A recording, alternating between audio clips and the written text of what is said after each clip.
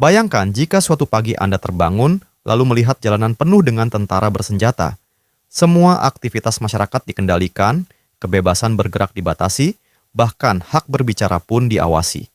Inilah yang disebut darurat militer. Tapi, sebenarnya apa itu darurat militer? Mengapa bisa terjadi? Dan apa dampaknya bagi kehidupan sehari-hari kita? Darurat militer adalah keadaan ketika pemerintahan sipil digantikan oleh otoritas militer. Dalam kondisi ini, militer diberi wewenang penuh untuk mengendalikan keamanan, menegakkan hukum, bahkan mengambil alih fungsi pemerintahan.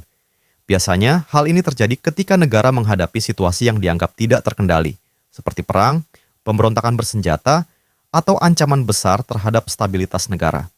Penerapan darurat militer bukan tanpa alasan. Tujuannya adalah untuk memulihkan ketertiban umum, menjaga keutuhan negara, dan melindungi rakyat dari bahaya yang lebih besar. Namun, pelaksanaannya seringkali menimbulkan kontroversi, karena di satu sisi dianggap perlu untuk keamanan, tapi di sisi lain dapat mengurangi kebebasan rakyat. Banyak orang sering salah kaprah. Darurat militer berbeda dengan keadaan darurat sipil.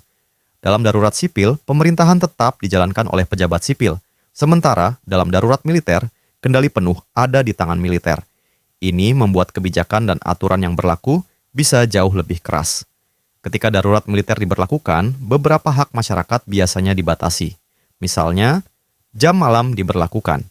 Kegiatan berkumpul atau demonstrasi dilarang. Media diawasi ketat. Aktivitas ekonomi dan perjalanan diawasi secara ketat. Semua ini dilakukan dengan alasan menjaga stabilitas, meskipun seringkali rakyat merasa tertekan.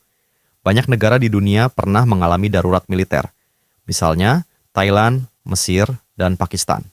Di Indonesia sendiri, darurat militer pernah diberlakukan pada masa pergolakan di Aceh tahun 2003. Pemerintah menilai saat itu konflik bersenjata terlalu berbahaya untuk ditangani aparat sipil, sehingga militer diberi kendali penuh. Dampak positif dari darurat militer adalah keamanan bisa cepat dipulihkan, pemberontakan bisa ditekan, dan stabilitas negara lebih terjaga. Sedangkan dampak negatifnya antara lain kebebasan rakyat terampas, muncul potensi pelanggaran HAM, dan rasa takut di tengah masyarakat. Inilah yang sering menjadi perdebatan. Apakah darurat militer lebih banyak membawa manfaat atau justru lebih banyak mudaratnya? Coba tulis pendapatmu di kolom komentar.